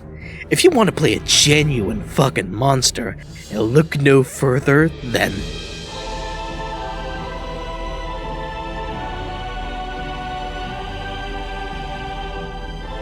where to start with Clan Tzimisce, the dragons, the voivodes, the fiends, the old clan. And I mean that. Clan Tzimisce are your ye olde vampire. And I mean old with 2 D's and an E at the end, and vampire is spelled with a Y, as well as the ye instead of the. That's how old it is. Even though technically Y was the letter used for TH sound, so technically it would still be the, but I guess that would also mean that the pronunciation of vampire is different now. Vamphter. Clan Tzimisce are your traditional Eastern European vampire. These are the vampire that wouldn't dare enter your house if they aren't invited. Not out of blood compulsion, though they technically can. They don't enter your house uninvited because that would be rude. A lot of Tzimisce follow some archaic and sometimes straight up alien senses of hospitality. These are your Draculas. Clan Tzimisce are a very prideful clan, more so than Clan Ventrue even. But what separates them is while the Ventrue are more arrogant, the Tzimisce are more possessive. To the Tzimisce, ownership is one of their core motivators. They aren't called dragons for no reason. Most Tzimisce are greedy by nature, hoarding wealth and treasure in ancient castles, stocks and bonds in rich hotel suites, ghouls, other vampires, and even their own childer they will consider their property. This, however, does come along with their clan bane. You see, Tzimisces, when they sleep, they need to be around a very specific charge. Typically, it's an item, or a location, or a group of people, or a very specific concept. Your Tzimisce's charge could be something foundational, like the house that they grew up in as a kid, or their own family. It can also be something like the Toreador's clan bane, art or objects that were personally fascinated by, or if not, things that were important and reminded them of their old life. But it can also be something very specific, like an object or a trophy that cannot be replaced if it were to be destroyed. Typical Tzimisce embraces are, well, atypical people. While other vampire clans will look for specific traits, the telltale sign of a Tzimisce embrace is very simple. The Tzimisce has to notice you. That's it. They just need to acknowledge your existence and they will embrace you. Now you may be thinking, that's odd. Sounds like they just embrace anyone. No. The people that stand out to the Tzimisce are highly specific people because they consider most humans as cattle, not people. And to be considered as a people to a Tzimisce means that you are incredibly exceptional. This can be something like remarkable beauty, a specific personality trait, or a complete and utter detachment of reality. When people become a vampire, it loosens a few screws. And since Tzimisce embraces already had a few loose screws, they tend to end up completely unhinged when they become a vampire. And this unhingement manifests in a few ways, but let's not get ahead of ourselves. The Tzimisce disciplines are animalism, little helpers to keep your land guarded and your home protected. Dominate is a given too, makes the whole aspect of ownership and control even more toxic than it was before. And Protean is also there, but for the Tzimisces, things get a little interesting. With Protean and Dominate, you can combine the powers and get an amalgamation called Vicissitude, also known as flesh crafting. And now we're entering the territory which makes Tzimisces as infamous as they are. You see, vampires are corpses, so you can't really grow or change or age. They're at eternal stasis of the moment of their death. Tzimisces, though, they can use these powers to change their bodies. Maybe raise their cheekbones, or make their body a bit muscular, but that's baby shit. We all know you're not gonna use them for that. That's right, baby, we're talking about body horrors. 18 arms if you want it. Make yourself an actual fucking dragon. Make the guy you hate into a fucking chair. Fuck it, why not a chair? Why not an entire cathedral of living, conscious, and terrified people? Tzimisce are the clan of vampires that turn vampires into monsters. They are objectively terrifying, and to most vampires, they are considered kill on sight. Considering the horrors that they are capable of and how vicissitude can permanently alter the body, most vampires, when they find out you are Tzimisce, will immediately recoil and run to the other side of the room, regardless of how polite you have been to them. It can be an absolutely self-fulfilling prophecy that a Tzimisce will try to connect to others and only be rejected, causing them to embrace the monstrous side of their vampiric nature, and thus justifying the hatred for Tzimisces. If I were to play a Tzimisce, I think I would rather focus on the imprisoning aspect of their existence. Trapped in one place, trapped in a body that every day feels too small for you, clinging onto objects because they are the one thing that can't leave you, and being more possessive to the people that do stay by your side. I would say that being a Tzimisce is just as terrifying as Tzimisces are to others. And with that, we've got all 13 clans down. That's a wrap. Great.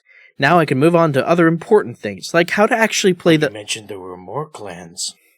Well, yeah, but these are the most important ones that everyone tends to play as. But they're part of the core rulebook. Shouldn't you at least mention them? I guess, but this is an introductory deep dive. People can research it themselves. What do you mean, research them themselves? The others are incredibly important to the setting. Yeah, you need to talk Talk about the funny clans, funny man.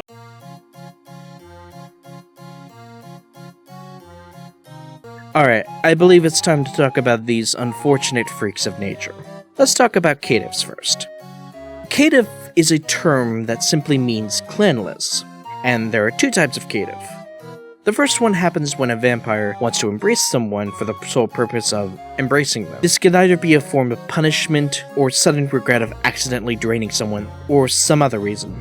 After the embrace, they really didn't give a shit about actually raising that vampire, so the fledgling is led to their own devices. These are your typical caitiffs.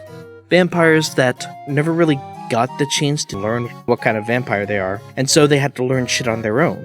Typically they're Brujah who returned because they got that spark of revolution, Toreadors that got embraced to keep their eternal beauty, or Gangrels because you got fucking gangreled. Those are your typical caitiffs. Then there are true caitiffs.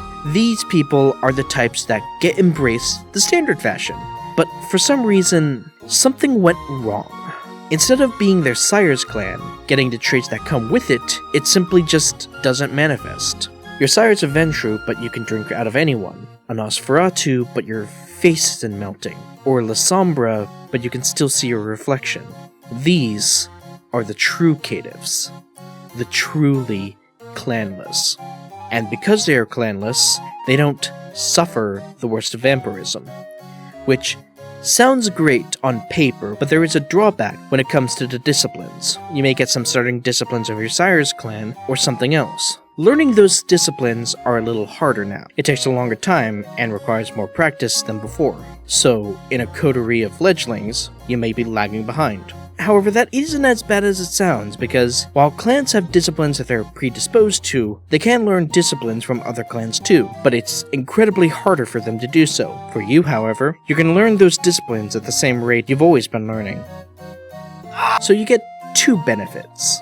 So, what about Thinbloods, or Duskborn, or something else entirely? I've mentioned generations a couple of times before, but there are levels of separation between the most powerful vampires, and with that comes the potency of that vampire's blood.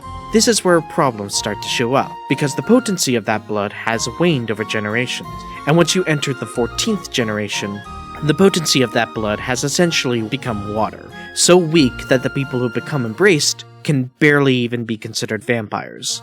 Like, sure, they need to drink blood, but they can stand in the sun and not be burned. They can even eat and digest food. Some may even feel a clan bane, but that's less a curse and more of just an annoyance. The main issue, however, is disciplines. Or rather, the lack of said disciplines. As a Duskborn, you can't even do the basic things. That's the bad news.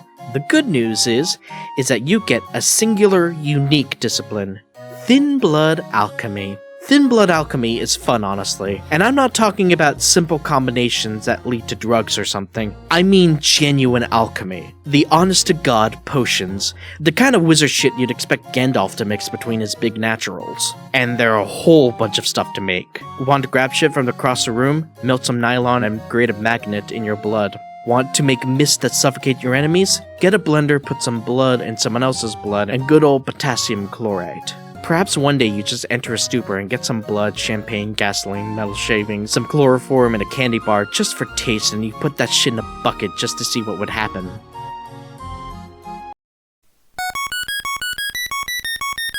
So, yeah, seems great, right? Being a caitiff or a thin blood seems great, right?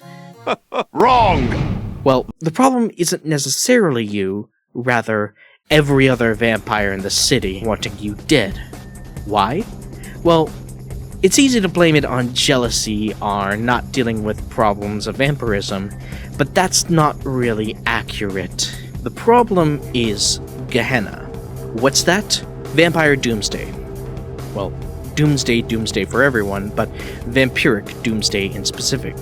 In tales of the first vampires, far before history, there were prophecies of the final nights, how it would be marked by the clanless and those of thin blood. Now, normally vampires aren't superstitious for billion-year-old tales of myths, but there have been a lot of Caitiffs and Thinbloods appearing lately, and, you know, Pascal's wager is a thing, which leads to the lives of Caitiffs and Thinbloods being defined by running away from everyone who wants you dead or diablerized. It's a lonely existence, so I assume there will be coteries of Thinbloods and Caitiffs that stick together because no one else will.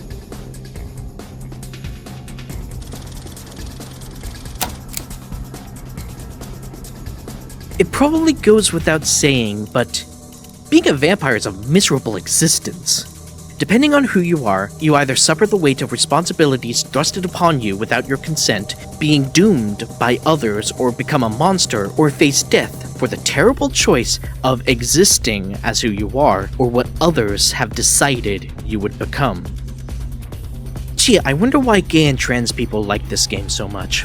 Man-made horrors within our comprehension aside, it's easy to understand why that Brujah would want to burn everything to the ground, why that Gangrel just wants to fuck off in the woods, or why a minister would just blind themselves with drugs and all kinds of distractions. Sometimes those are the appropriate responses for the worst of things, or perhaps even a motivator. Maybe that's the reason why a Ventrue is so adamant toward success, rising to the top to make things better. Maybe it's what drives a judge, being ruthless to the very people that use that ruthlessness themselves. Maybe that's why the Malkavian is so restrained, especially since their trauma is literally whispering in their ears all the time, telling them to kill and consume. It's hard to be a good vampire. It's hard to be a good person, but it's even harder to become a good vampire. Kind of an oxymoron. I mean, you literally drink blood to survive. You can make an excuse and say that you drink blood bag. You aren't harming anyone then. You know, blood bags, those things that are constantly being demanded and are always in low supplies. Oh, but my friends consent to it. Why? After guilt-tripping them into doing that? Plus, they know your secret now. You're a masquerade breacher, and they will be targeted because of you. Not saying you're the same as someone who forces people to give blood for payment, but don't pretend you're better than everyone because of that. But you can be. I truly do think you can be good. In fact, there used to be something like that. You probably remember them. A clan whose effort was to heal people and act as the fucking therapist for vampires. A clan whose whole legacy was stolen from them and ruined till they were only remembered as monsters. A clan who's on the brink of extinction and hunted down ever since. I'm talking about Clan Salubri.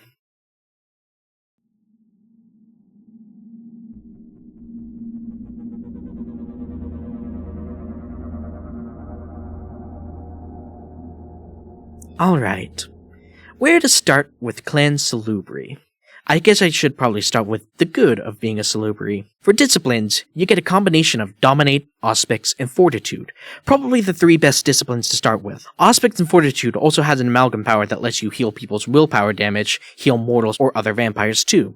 And there's also Auspex and Dominate, which allows you to keep the beast at bay, removing stains on people's souls, and perhaps even increasing a vampire's humanity. Alright. That's the good of being a Salubri. Now for the bad. The rest of your life. More particularly, Clan Salubri has a lot going against them. Technically speaking, you have two clan banes. Take a look at their eyes. All three of them. Yeah, the embrace of the Salubri literally caused the opening of your third eye, one in the center of your forehead. This is pretty much a brazen and open masquerade breach, and unlike the Nosferatu, where they can just disappear from the mind's eye, the Salubri can't. Well, they can learn Obfuscate, but that takes some time and experience. Like, you can try to cover it up, but it bleeds every time you use a discipline and starts to get itchy if you put stuff over it. It gets annoying as a thing. But that isn't the only thing that's dragging them down. The Salubri has an actual clan bane, Hunted. Blood is delicious. And vampire blood is even more delicious. And Salubri blood, that's the champagne and the caviar. Salubri blood is so delicious and so good that simply tasting it, or if you're hungry enough, just smelling it, will cause a vampire to enter a frenzy, making them want to drink as much of it as can. This is due to the diablerie of Saulot, as I mentioned before. Tremere drained him, and now every Salubri suffers for it. As for their alternate bane, asceticism, you need to keep yourself hungry in order to remain a modicum of power. However, the hungrier you are, means that you are more likely to give in to your beast. And if you think that's the worst for it, oh believe me, it gets worse, because Clan Tremere has basically been spending their entire existence trying to wipe you out of existence. In the meantime, spreading propaganda that your clan is worse than Satan. Propaganda that the Camarilla are willing to spread too, either out of genuine belief or because you're a masquerade breach waiting to happen. The Anarchs probably believe it too, but even if they didn't believe it, are you really willing to risk being surrounded by licks who would diabolarize you for being too delicious? And don't even get me started with Zabat. They might take you in on principle alone, but would you even want to join them? And to tie all of this together into a bow of misfortune, empathy. Any action not taken to help mitigate someone's suffering has a dice penalty to it. Just imagine, you're trying to survive a hit on you, but you can't run away as fast as you can because you keep looking back at the sheriff's hound, who doesn't really want to be here, and is only here to repay the debt of a masquerade breach they caused. Which led to the deaths of 3 innocent people who were just in the wrong place in the wrong time to witness him frenzy. Your blood compels you to help him, but he's trying to kill you. Not even taking into account the sheriff who's just only following orders from the prince, and he can't really defy her because she's the one paying for the research of the incurable disease his mortal great-great-grandnephew suffers from. And the only reason the prince is doing this is because she knows that surveillance technology is getting tighter, and with how many masquerade breaches there were this month alone, she can't take any more chances. And you feel empathy for all of these people that want you dead.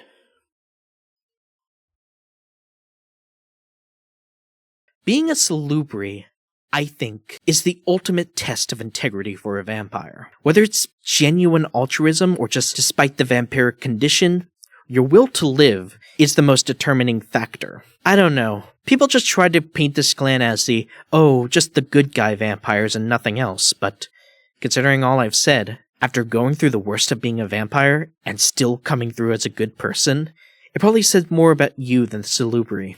Contrary to popular belief, it's actually really easy to be cynical and dismiss everything as stupid, but it takes a lot of genuine effort to be hopeful and optimistic in the face of true horror, which is really the crux of Vampire the Masquerade. The whole game is about the struggle to maintain your humanity, which finally leaves me to the next part of this video. The part you've all been secretly waiting for, which is...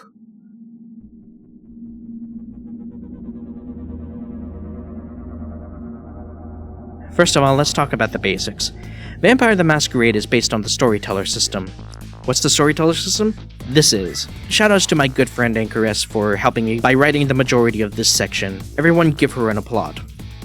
So, the Storyteller system is something I really like, because it really has an emphasis on who your character is as opposed to what your character can do. This game is called the Role Player's Roleplay game for a reason. There are your basics, your name, what clan you are, your blood generation, and all that. Then there's your sire, who is the person who embraced you. Why did they embrace you? What traits and qualities did you have to make your sire come to the conclusion that they must embrace you? Which leads to your next part, core concept. This is the summation of your character. Strip away all of their nuances, all of their quirks, all of their self-deceptions. What are you left with? Keep it short, and don't use verbs. Usually something like apprehensive killer, crooked Brujah cop, or the voice of the people. Predator types is how you get your blood. Do you drink from a bag, or acquire it from more transactional means? Or do you just get it by pouncing people in alleyways? How your vampire gets blood into their gullet leaves room for how you interact with people, how you reconcile or make excuses for yourself. You also get other things, but more on that later.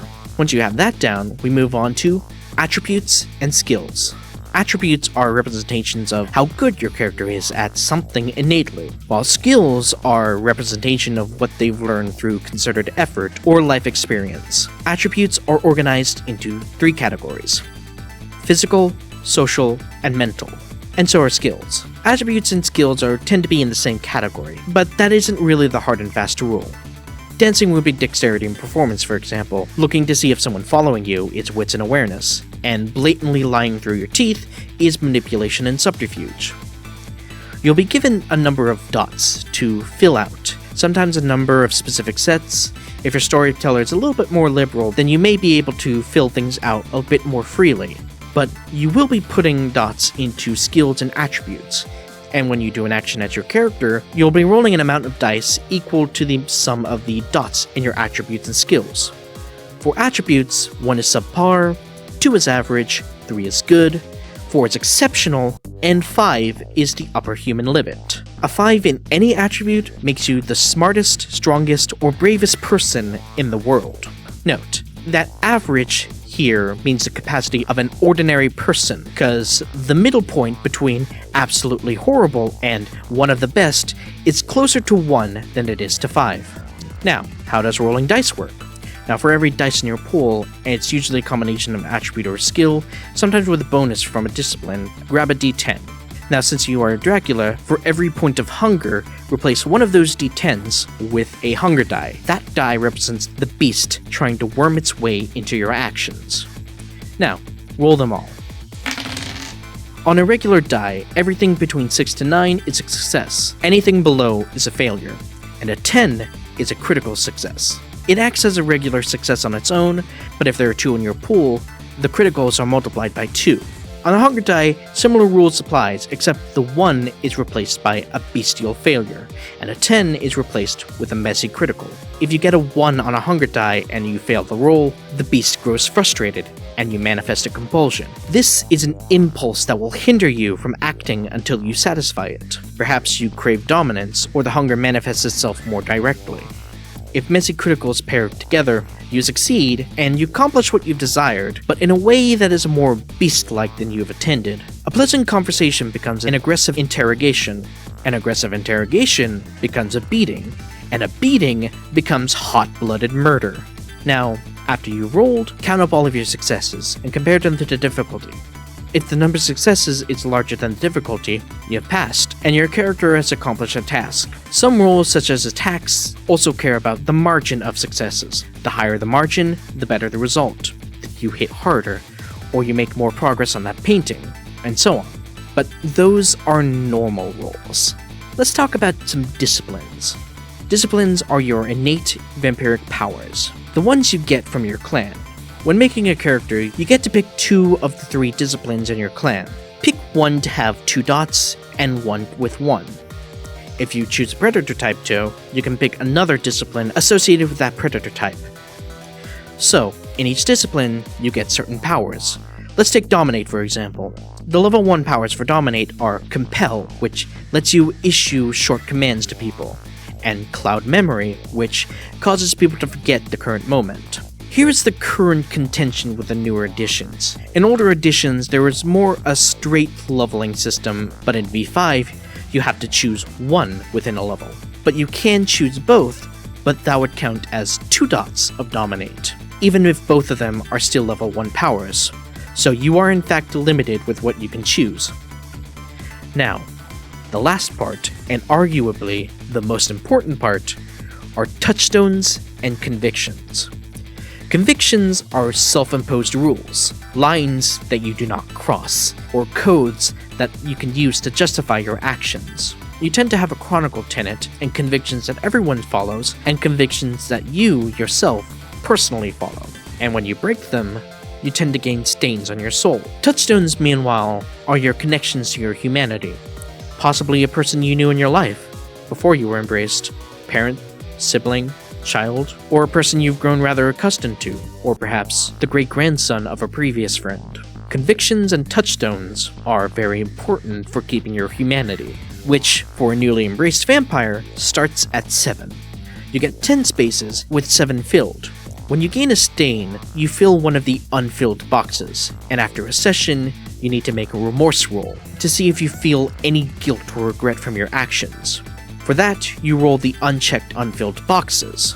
If you succeed your remorse roll, congratulations, you're still human enough to cry about it. If you fail though, you lose 1 humanity. This is a representation of the descent of vampirism. The more humanity you lose means the more stains you can rack up, making it easier to do more and more horrible things. However, with the loss of your humanity, you lose aspects about yourself, your identity, your love of things, and more you give in to the impulses of the beast.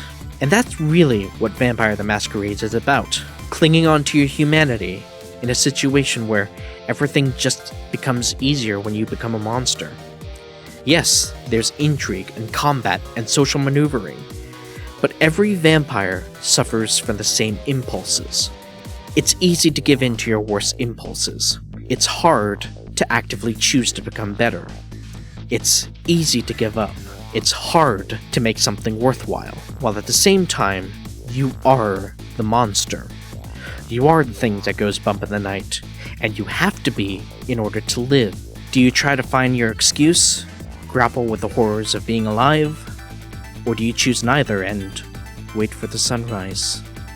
It's a paradox, one that you need to grapple with. As is the quote at the center of the series, "A beast I am, lest a beast I become."